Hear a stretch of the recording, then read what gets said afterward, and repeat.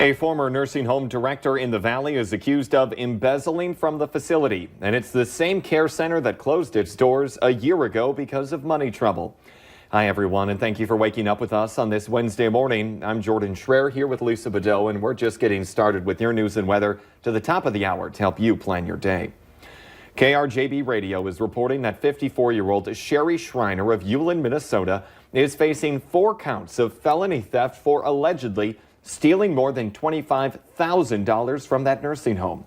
Schreiner resigned last year as director of the Twin Valley Living Center. Court records allege Schreiner wrote herself 4 checks over 3 months, which were not approved by the board of directors.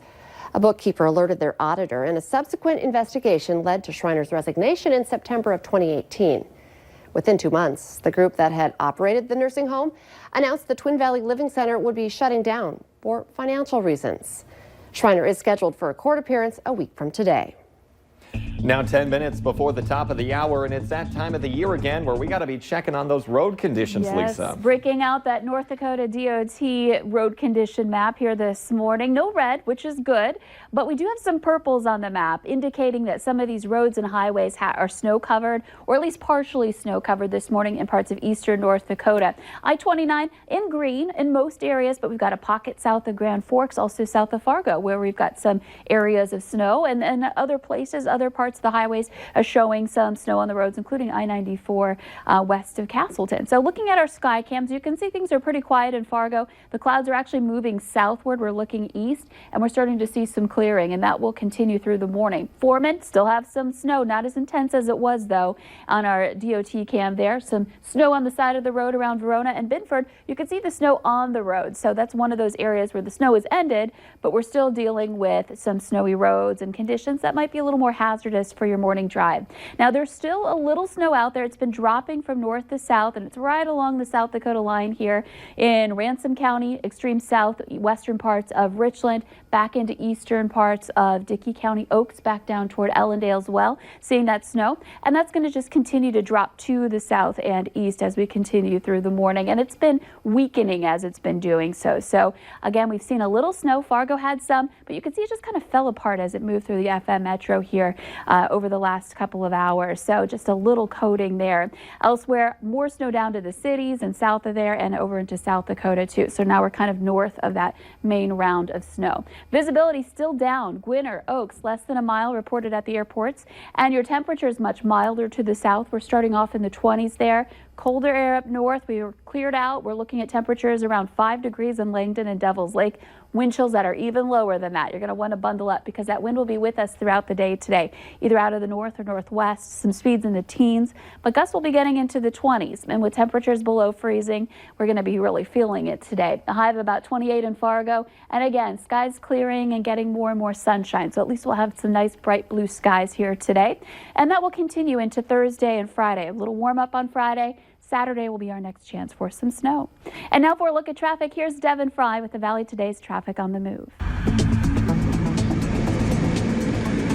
Thank you, Lisa, and good morning, Red River Valley. I decided to swing through Moorhead on the way back to the interstates, and of course, I almost got caught behind a train, so we're just going to go ahead and turn around and say what things look like on Center Avenue. Now, overall traffic flow this morning, things were looking pretty busy overall. Now, the interstates got loaded up a little bit earlier than they normally do, which is usually a good sign. That just means that it's going to be building more and more consistently throughout the day rather than getting hit all at once. But overall, it really wasn't slowing anything down. The roadways were just looking busier. Now, a couple noteworthy points as far as construction goes. There's still the same 2 projects in West Fargo. Now, the one in Cheyenne, that has shifted. So now the only open lanes are on the southern lanes of Main Avenue there. So something to watch out for, but overall, you should be right on time for your morning commute. Road conditions, as you can see, there's still some snow in some spots, a couple slick areas, but they are few and far between. We're going to keep checking out the roadways in the next hour on the Fargo CW, but for now, for your traffic on the move,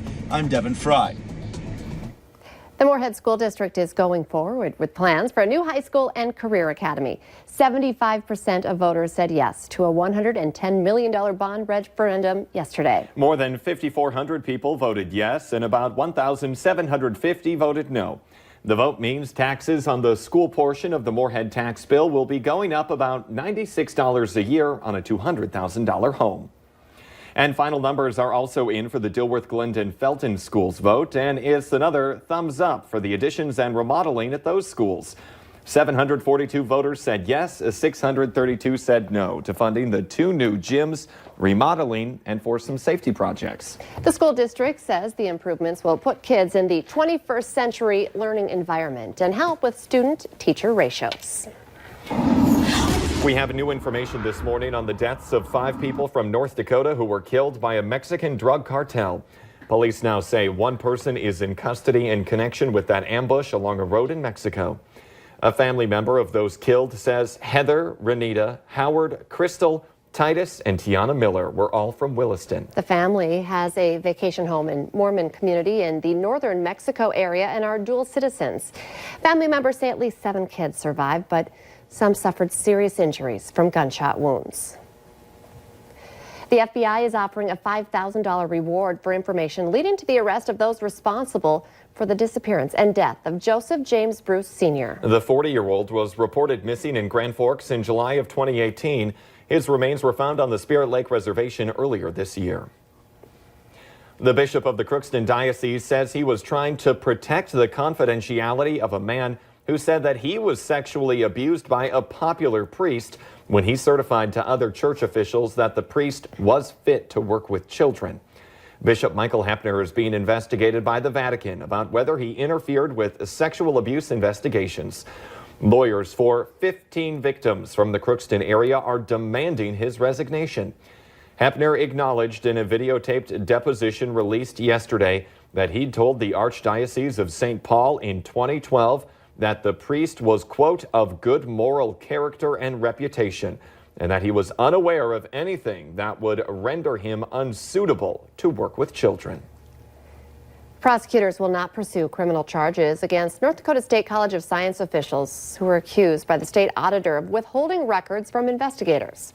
Cass County State's Attorney Birch Burdick says that there is no proof that college president John Richmond or Vice Presidents Tony Grinberg and Dennis Gladden committed crimes of obstructing or misleading state auditors. North Dakota State Auditor Josh Gallion issued the report earlier this year that focused on management of the school's career workforce program. He alleged that Grinberg failed to disclose his wife's company that was paid $39,000 for a marketing plan. EHP CrossFit is empowering women of all ages to reach their fullest potential. In the Valley today, Zabby Furchner joins us live from the gym this morning as we learn more about their empowering event. Good morning, Abby. Good morning, Lisa and Jordan. I'm here with Carla Wolford, who is the owner of EHP CrossFit. And on Saturday, it's going to be a big and fun event, the Women's Empowerment event. But for those who this might be their first year coming to this event, what can they expect? I know you have a lot planned. Well, first of all, this is all about being fit and healthy, so you don't have to worry about dressing up. You're first going to get to hang out and watch an athletic apparel fashion show because we all love living in comfortable clothes, athleisure, whatever you want to call it. It's where a lot of us like to live our daily lives, so we get to experience that first, settle in for a nice yoga session with Mojo Fit, and then go into a workout session so you get a little sweat on, so you get to experience all sorts of things. All of it's modifiable and scalable for any type of person. And then we have some amazing vendors from the area who have offered up things for our silent auction, and they are mostly of health and fitness facilities themselves. And I think what I enjoy the most about this event is that it is for all ages, and it's more than just living that active and healthy lifestyle. You're trying to get to that core of what it's like to be a woman in this day and age too. Exactly. Our goal is to empower girls and women of all ages, and we start a little class at age of 3, and this year we're hosting our CrossFit Bio Girls, and we want to instill a good physical strength so that physical strength can carry over into their emotional, physiological, and psychological worlds, and they can just become an overall better person no matter what age.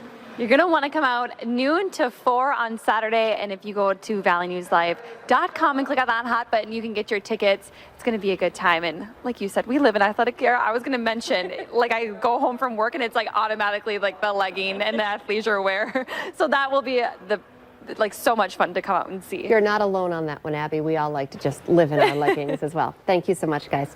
Let's get our answer now to our question of the morning on Facebook. Today's question, according to a new survey, 7 out of 10 people say that their significant other is guilty of this. The answer is a selective hearing. Remember, you can take part in our question of the morning by going to our Facebook page. And I think I would like to selectively hear how cold we're going to be getting the next few days. Well, then you don't want to listen to the very end of our 7-day planner because it is looking quite cold to start next week. Today, we'll watch the snow showers move on, and then we'll see that sun come out, but it will stay cool through the next couple of days. Back into the 30s Friday. Next chance for snow will be on Saturday, and let's just ignore the rest of the forecast. Okay, for now, block it out. Yes. Selective hearing. The Today Show on CBS This Morning are just about to start, but the Valley Today rolls